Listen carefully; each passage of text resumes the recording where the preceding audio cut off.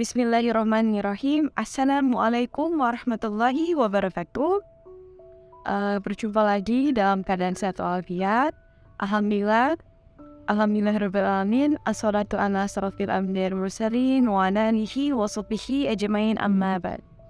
Pertama-tama, puji syukur atas kehadirat Allah Subhanahu wa taala yang mana kita dapat berjumpa lagi dan bertemu lagi dalam keadaan sehat walafiat. Tak lupa kita sanjung abulkan kepada Nabi kita yang Nabi Muhammad Sallallahu Alaihi Wasallam. Semoga kita semua menerima syafaatnya di yaumil akhir.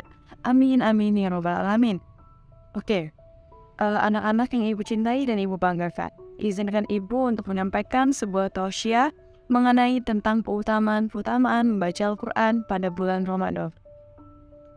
Al-Quran merupakan suatu pedoman hidup bagi setiap manusia. Oleh karena itu kita senantiasa menjadikan Al-Quran sebagai landasan hidup kita agar tetap di jalan Allah Subhanahu wa taala.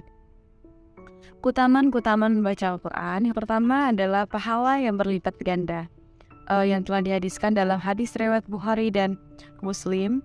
Barang siapa yang membaca Al-Quran sebanyak 1 kali, maka Allah akan melipat gandakan sebanyak 10 kali. Oleh karena itu, kita senantiasa selama bulan suci Ramadan ini kita membaca Al-Quran. Alif Lam Mim bukanlah satu huruf, melainkan alif satu huruf, lam satu huruf, dan mim satu huruf. Dan yang kedua adalah Al-Quran sebagai obat hati dan fisik manusia, yang telah dijelaskan dalam Quran Al-Isra ayat 82. Izinkan ibu untuk membacakannya, Naya. A'udzu billahi minasyaitonir rajim. Bismillahirrahmanirrahim. Wa in kadu la yaftinunaka anil ladzi awhayna ilaika linaftariya alaina ghairah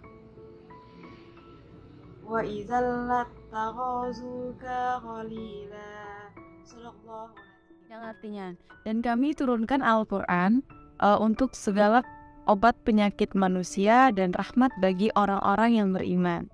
Dan yang ketiga adalah Al-Quran sebagai rumah yang bercahaya, yang diriwayatkan oleh hadis At-Tirmizi. Sesungguhnya setan tidak akan memasuki rumah seorang muslim yang di dalamnya terdapat bacaan surat Al-Baqarah.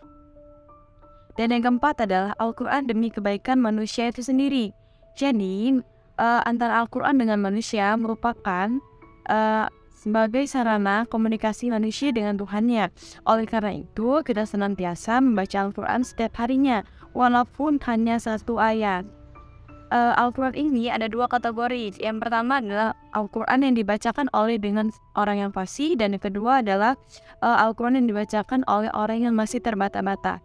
Seseorang yang membaca Al-Quran dengan terbata-bata, maka ia akan memperoleh 2 pahala.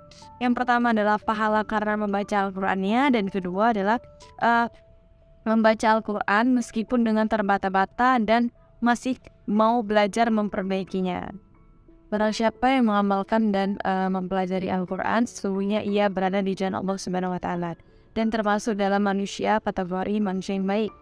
Sebaik-baiknya kalian adalah yang mempelajari dan mengamalkan Al-Quran. Hadis riwayat Bukhari.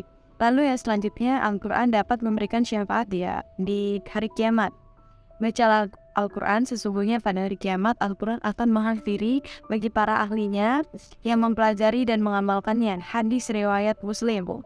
Lalu yang terakhir adalah seseorang yang mengamalkan Al-Quran akan dikumpulkan bersama malaikat. Orang-orang yang membaca Al-Quran dengan mahir, maka Allah akan mengumpulkan bersama malaikat. Begitupun dengan sebaliknya, dengan seseorang yang masih terbata-bata membaca Al-Quran, maka Allah akan menjanjikan syafaat dan ganjarannya. Mungkin itu saja yang dapat Ibu sampaikan mengenai keutamaan membaca Al-Quran. Kurang lebihnya Ibu mohon maaf, pada Allah saya mohon ampun. Ibu tutup. Wassalamualaikum warahmatullahi wabarakatuh.